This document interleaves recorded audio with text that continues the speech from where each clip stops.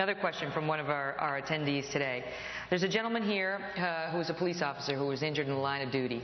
And he said he was either too proud or too stupid to take the disability benefits offered to him in the wake of that. And he's struggled ever since.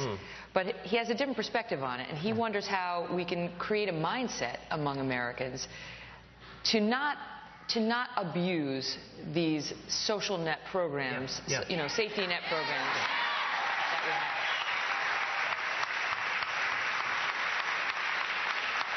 Well, let me say first of all to the officer who was here who was injured.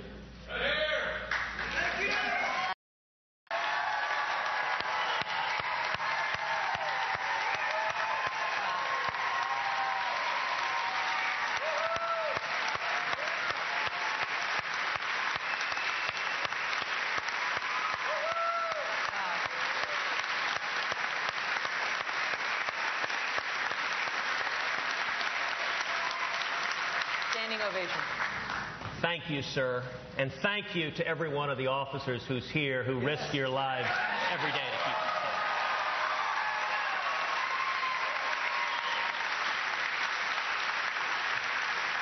safe. We are grateful for what you do, and I'll tell you this. One of the most disgraceful things of the last 7 years has been the treatment of cops.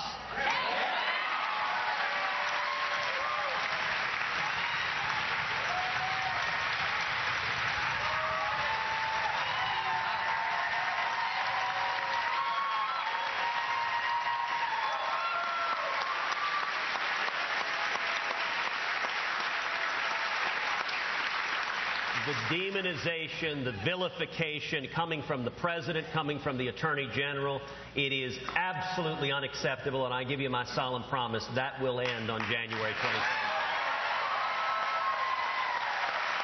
To sum it up, the mindset. The question about the social safety net, it's an incredibly important one. My view is the social safety net should be a trampoline and not a hammock. That the entire purpose, listen, everyone gets down on their luck, everyone faces hard times, and we need to help people when they are in hard times. But the critical objective of the welfare programs should be to get people off of the welfare programs. You know, you look at one of the most successful public policy innovations of modern times, it was welfare reform in the mid-90s, where millions of people who'd been on welfare, when they put a work requirement in, went out and got jobs. And here's the critical thing that the left doesn't understand. You're not helping anyone by making them dependent, by trapping them in dependency on government. And I believe we need to champion every able-bodied adult ought to be working or actively looking for a job, and the entire purpose, every one of the welfare programs, even disability programs, people with disabilities are still capable in many, many cases of doing meaningful work, maybe not heavy manual labor. This man who has 6 replaced discs in his neck is chopping firewood right now for a living. Unbelievable.